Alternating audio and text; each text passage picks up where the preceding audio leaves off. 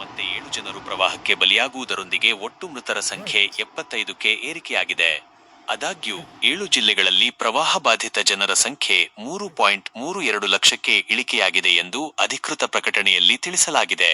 ಸೋಮವಾರದಂದು 6 ಜಿಲ್ಲೆಗಳು ಪ್ರವಾಹಕ್ಕೆ ಸಿಲುಕಿದ್ದು ಸುಮಾರು 4.45 ಲಕ್ಷ ಜನರು ಸಂಕಷ್ಟಕ್ಕೊಳಗಾಗಿದ್ದರು.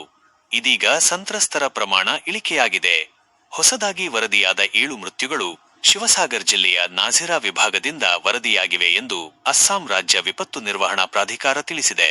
ಶಿವಸಾಗರ್, ಚರಾಯ್ದೇವ್, ಗೋಲಾಘಾಟ್, ಜೋರ್ಹಾಟ್, ನಾಗೋನ್, ಸೋನಿತ್ಪುರ ಮತ್ತು ಕಾಮರೂಪ್ ಮೆಟ್ರೋಪಾಲಿಟನ್ ಹೀಗೆ 7 ಜಿಲ್ಲೆಗಳು ಇನ್ನೂ ಪ್ರವಾಹದ ಸಂಕಷ್ಟದಲ್ಲಿಯೇ ಇದ್ದು 21 ಕಂದಾಯ ವಿಭಾಗಗಳು ಹಾಗೂ 622 ಗ್ರಾಮಗಳು ಜಲಾವೃತಗೊಂಡಿವೆ ಎಂದು ಪ್ರಾಧಿಕಾರ ತಿಳಿಸಿದೆ. ರಾಜ್ಯದಲ್ಲಿ ಪ್ರವಾಹ ಪೀಡಿತರ ಸಂಖ್ಯೆ 3,32,639 ರಷ್ಟಿದ್ದು, ಚರಾಯ್ದೇವ್ ಜಿಲ್ಲೆಯು 1,42,756 ಸಂತ್ರಸ್ತರೊಂದಿಗೆ ಅತ್ಯಂತ ಹೆಚ್ಚು ಹಾನಿಗೊಳಗಾದ ಜಿಲ್ಲೆಯಾಗಿದೆ.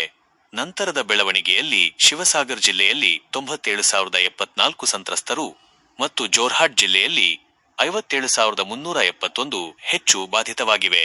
ಈಗಾಗಲೇ ಪ್ರವಾಹ ಪೀಡಿತ ಪ್ರದೇಶಗಳಲ್ಲಿ 81 ಪರಿಹಾರ ಶಿಬಿರಗಳು ಕಾರ್ಯನಿರ್ವಹಿಸುತ್ತಿದ್ದು, ಮನೆಗಳನ್ನು ಕಳೆದುಕೊಂಡ 32,477 ಜನರು ಅಲ್ಲಿ ಆಶ್ರಯ ಪಡೆದಿದ್ದಾರೆ.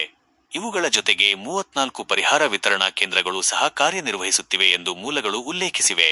ಸದ್ಯ ಪ್ರವಾಹ ನಡೆದ ಪ್ರದೇಶದಲ್ಲಿ ಭಾರತೀಯ ಸೇನೆ, ವಾಯುಪಡೆ, ಎನ್ಡಿಆರ್ಎಫ್, ಎಸ್ಡಿಆರ್ಎಫ್, ಅಗ್ನಿಶಾಮಕ ಮತ್ತು ತುರ್ತು ಸೇವೆಗಳು ಹಾಗೂ ಸ್ಥಳೀಯ ಸ್ವಯಂ ಸೇವಕರು ಸೇರಿದಂತೆ ಹಲವು ಸಂಸ್ಥೆಗಳು ನಿರಂತರವಾಗಿ ಪರಿಹಾರ ಮತ್ತು ರಕ್ಷಣಾ ಕಾರ್ಯಾಚರಣೆಯನ್ನು ನಡೆಸುತ್ತಿರುವುದಾಗಿ ತಿಳಿದುಬಂದಿವೆ. ದೈನಂದಿನ ವಿಡಿಯೋಗಳಿಗಾಗಿ ನಮ್ಮ ನ್ಯೂಸ್ ಕಡಬ ಯೂಟ್ಯೂಬ್ ಚಾನೆಲ್ను ಇಂದೇ ಸಬ್ಸ್ಕ್ರೈಬ್ ಮಾಡಿ.